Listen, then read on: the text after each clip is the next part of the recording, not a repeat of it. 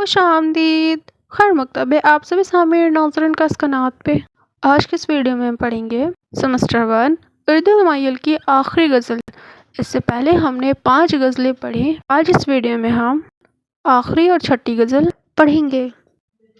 شاد عظیم آبادی کی غزل تمناؤں میں الجھ گیا ہوں ہمیں پڑھنا ہے۔ اس سے پہلے ہم 5 غزلوں کو تفصیل سے پڑھے تھے۔ آج اس ویڈیو میں بھی ہماری کوشش رہے گی اس غزل کو اچھے سے سمجھا پاؤں۔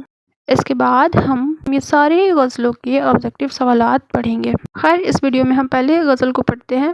آئیے پڑھتے ہیں۔ غزل پڑھنے سے پہلے اس کے مصنف کے بارے میں ایک نظر دیکھ لیتے ہیں، کیونکہ ہمارے بہت سے سوالات سبق کے مصنف سے آتے ہیں۔ آپ غزل پڑھیے، نظم پڑھیے، شاعری پڑھیے، آپ جو بھی پڑھیے، آپ کو اس کے مصنف کے بارے میں جاننا بے حد ضروری ہے، کیونکہ آپ کے جو سوالات آئیں گے تو پہلے آپ کے مصنف سے آئیں گے، اس کے بعد اس کے لکھے غزل، نظم یا شاعری جو بھی آپ پڑھ رہے ہو اس سے آئیں گے۔ تو یہ پہلے عظیم آبادی کی حالت زندگی دیکھ لیتے ہیں۔ لکھا ہے، سید محمد علی شاہ عظیم آباد اردو کے ایک قادر الکلام شاعر تھے۔ آپ کا تعلق عظیم آباد یعنی ابھی جسے ہم پٹنہ کے نام سے جانتے ہیں سے تھا۔ اسی نسب سے آپ نے اپنے نام سعد عظیم آباد تخلص اختیار کیا، یعنی شاد عظیم آبادی پٹنہ کے رہنے والے تھے اور اس وقت پٹنہ کا نام عظیم آباد تھا۔ جب وہ لکھنا شروع کیے تو اپنے زمین کا نام خود کے نام میں شامل کر لیا، تب سے شاد عظیم آبادی لکھنے لگے۔ آپ ایک علمی و ادبی خاندان سے تعلق رکھتے تھے اور شروع ہی سے علم و ادب سے گہرا شغف رکھتے تھے۔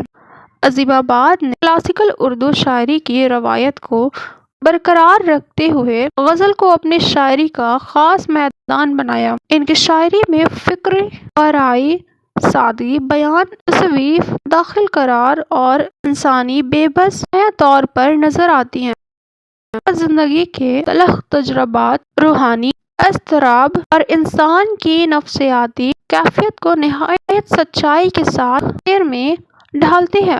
لکھا ہے، ان کے اشعار میں تنہائی، خود شناسی، مذہبی و اخلاقی سوالات اور تقدیر کا شعور بار بار سامنے آتا ہے۔ یہی وجہ ہے کہ ان کی شاعری قاری کے دل پر گہرا اثر چھوڑتی ہے اور محض جذباتی نہیں بلکہ فکر سطح پر بھی سوچنے پر مجبور کرتی ہے۔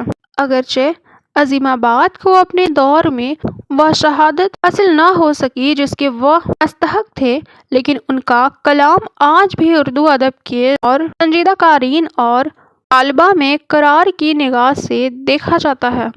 ان کی شاعری اردو غزل کی روایتوں میں ایک سنجیدہ اور باوقار اضافہ ہے۔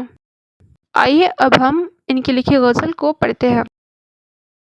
لکھا ہے، تمناؤں میں الجھایا گیا ہوں، کھلونے دے کر بہلایا گیا ہوں۔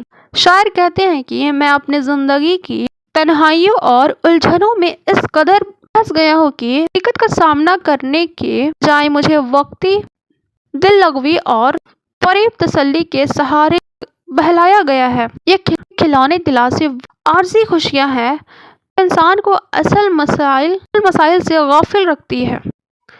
آگے لکھا ہے، ہو اس کوچے کے ہر ذرہ سے آگاہ، ادھر سے مدعو آیا گیا ہوں۔ شاعر محبوب کی گلی یا زندگی کے اس راستے کا ذکر کرتا ہے کہ جہاں سے وہ بار بار گزرا ہے، وہاں کی ہر چیز سے واقف ہونا اس بات کی علامت ہے کہ شاعر نے عشق میں بار بار دل ہارا ہے اور ہر دفعہ اس راستے سے لوٹ آیا ہے۔ آگے لکھا ہے، نہیں اٹھتے کیوں قدم جانب دیر، کسی مسجد میں بہکایا گیا ہوں۔ یہ شعر اپنی روحانی کمزوری کا اعتراف کرتا ہے۔ وہ کہتا ہے کہ میرے قدم اصل عبادت اور اخلاص کی طرف کیوں نہیں اٹھتے، شاید اس لیے کہ میرے ظاہری عبادت اور رسمی مذہبی ماحول میں خود کو بہلا کر اصل روحانی مقصد سے دور ہو گیا ہوں۔ آخر میں لکھا ہے، دل مزدور سے پوچھ اے رونق بزم میں خود آیا نہیں لایا گیا ہوں۔